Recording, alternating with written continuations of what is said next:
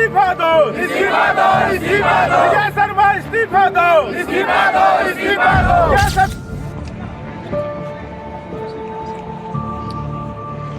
मुर्दाबाद, खबरदार एसपी मुर्दाबाद, मुर्दाबाद, मुर्दाबाद, खबरदार एसपी मुर्दाबाद, मुर्दाबाद, मुर्दाबाद। और यहाँ पर ये देखने को मिल रहा है कि यहाँ पर जो 100 का है वो यहाँ दूसरी जगह शिफ्ट करने की भी तैयारी चल रही है। बिना परिजन की सहमति के हमारी जिला पुलिस बल मुर्दाबाद, मुर्दाबाद, मुर्दाबाद, जिला जेल प्रशासन मुर्दाबाद।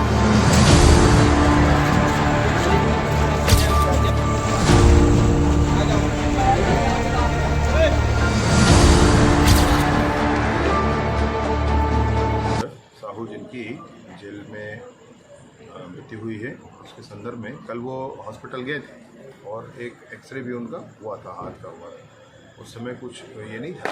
अभी जो भी घटनाक्रम होगी और जो भी बातें हैं जो पंचनामा के रिपोर्ट से और इसके पोस्टमार्टम रिपोर्ट से स्पष्ट होगा, क्योंकि बिसरा भी वहाँ भेजा गया है, फॉरेंसिक टेस्ट के लिए भेजा गया है। उसके रिपोर्ट के आने पर भी बहुत सारी चीज़ें स्पष्ट होंगी, परंतु फिर भी गांव वालों की पीड़ा को समझते हुए और उन्होंने जो कहा कि एक अधिकारी हैं, एडिशनल एसपी हैं श्री विकास कुमार, उनके निर्देशों पर उनके द्वारा भी ऐसा गांव वालों ने बताया। कुछ लोगों को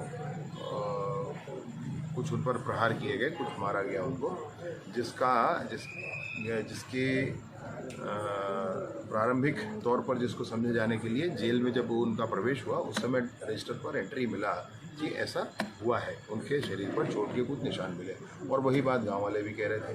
जब गांव वाले कह रहे थे तो बड़े दर्द के साथ उनका ये विषय था।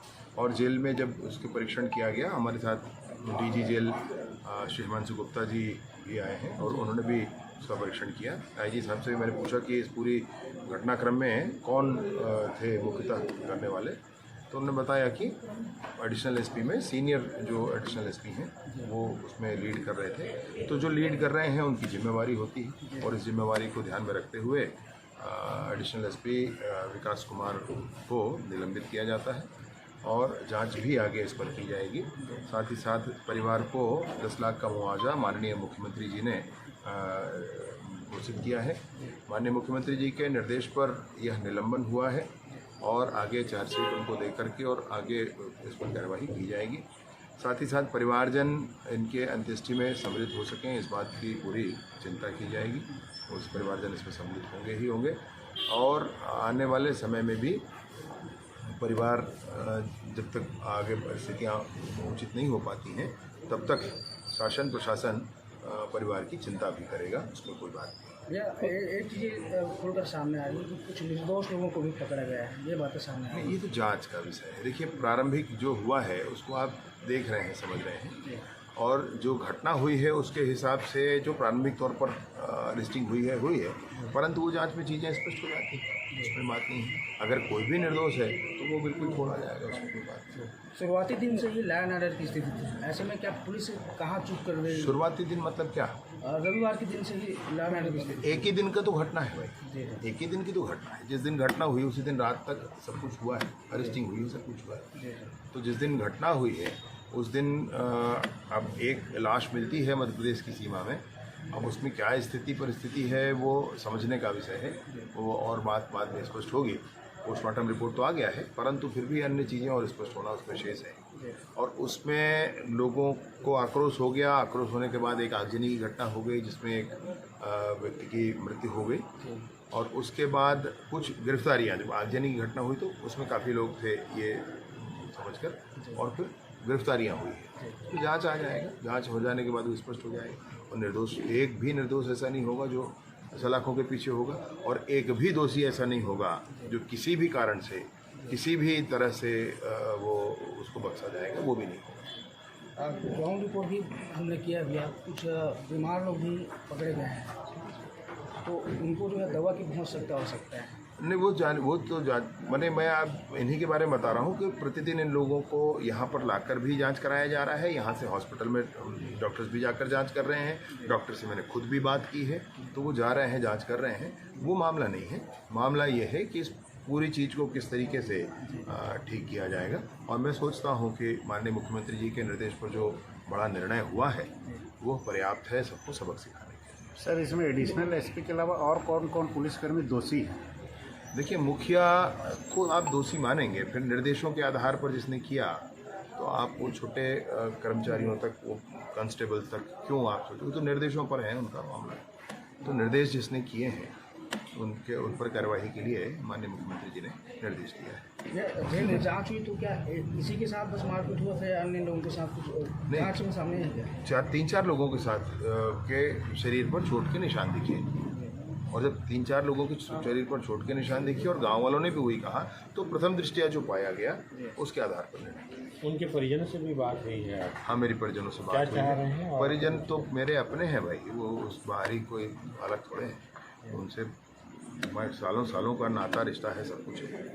तो उन्होंने बहुत सामान्य बातें कही, उनको तो खैर मुआवजे से भी लेन देन नहीं है। उन्होंने कही कि भाई हमारे घर परिवार वाले अंत्येष्टि में सम्मिलित हो सकें, तो निसंदेह होंगे ही सम्मिलित। और बाकी फिर मैंने बताया कि माननीय मुख्यमंत्री जी का ऐसा इसमें निर्देश हुआ है, और मुआवजे का भी विषय है, जांच का भी विषय है, निलंबन का भी विषय है, तो इससे उनके मन में संतुष्टि है। इस पूरे घटनाक्रम में भी एक चीज़ सामने आ रही है कि लंबे अरसे से वहाँ पर विवाद की स्थिति बना हुआ है। देखिए, घटना हो जाती है, बहुत सारे जगहों पर विवाद होता है, बहुत सारी घटनाएं दुनिया में होती। मसला यह है कि पुलिस का एक्शन ठीक होना चाहिए। और अभी गिरफ्तारियां तो हुई हैं, परंतु जो एक और एक्शन दर्ज जो गांव का समझ में आ रहा है, उसके आधार पर माननीय मुख्यमंत्री जी ने निर्णय लिया है। इसमें जेल प्रशासन कितना दोषी? लापरवाही बरतने में इलाज को लेकर लाया गया, कल भी उनको हॉस्पिटल लाया गया है, और जेल में भी डॉक्टर्स नियुक्त करके वहाँ पर भी जांच कराया गया है, और उन्होंने अपने रिकॉर्ड में सही दर्ज किया है। मैंने यह भी कहा कि अगर 1 मिनट भी CCTV बंद मिलेगा तो सारे के सारे लोगों पर कार्रवाई हो जाएगी, ऐसा भी कहा है। परंतु दुर्ग के भी जेलर साहब को बुला करके यहाँ अलग से तुरंत में ही उसको प्रारंभिक उसमें जांच कराई गई, और उसमें कोई भी ऐसी स्थिति नहीं मिलेगी, कोई संशय ही नहीं। भाई अगर कोई निर्दोष होगा तो कैसे वो अंदर रहेगा, तो छोड़ा ही जाना है, तो बात ही नहीं। और जो दोषी होगा वो चाहे कितना भी बड़ा कोई हो, कठोर कार्यवाही हो, उसमें भी कोई संशय नहीं। परंतु मेरा अभी आज सबसे आपके माध्यम से विभिन्न लोगों से आग्रह है कि बार बार छत्तीसगढ़ के सीने का दर्द जो बलौदा बाजार की घटना है उसको याद ना दिलाया जाए। जो षड्यंत्र करके उन लोगों ने, कांग्रेस के लोगों ने बलौदा बाजार की घटना की है, बार बार जो ये कहा जाता है और कवर्धा में आकर कहते हैं कि बलौदा बाजार करेंगे, बलौदा बाजार करेंगे। और एक बलौदा बाजार आपने कर लिया भाई कांग्रेस के लोगों ने, अब और न करें, छत्तीसगढ़ के सीने में ऐसे शूल ना बनाएं। ये मेरा उनसे भी आग्रह है, सबसे आग्रह है। और इस तरीके से भी है अगर, तो जिससे कठोरता से कानून कार्यवाही कर रही है, आगे भी करेगी, उन सबको समझना पड़ेगा। इसमें क्या इसमें कोई राजनीतिक षड्यंत्र नजर आ रही है? नहीं, राजनीतिक षड्यंत्र से ये हुआ मैं बिल्कुल नहीं कह रहा हूँ मैं, क्योंकि वो पूरा गांव तो हमारा है, कोई मसला ही नहीं है उसमें। राजनीतिक तौर पर हुआ मैं नहीं कह रहा हूँ, होने के बाद जो राजनीति की जा रही है मैं उस पर आपत्ति कर रहा हूँ। जिसको कौड़ी मतलब नहीं है, जिसको कोई लेन देन नहीं है, वह भी यहाँ नेतागिरी करने आ रहे हैं। तो ऐसे लोगों को समझना पड़ेगा भाई, दुख पर राजनीति, लाशों पर राजनीति। कांग्रेस के नेताओं को इससे गुरेज करना चाहिए, समझना पड़ेगा उनको इस बात को। और नहीं तो जनता ने एक बार तो समझाया है, 15-20 सालों के लिए और समझाएगी जनता, ये अभी समझ लें।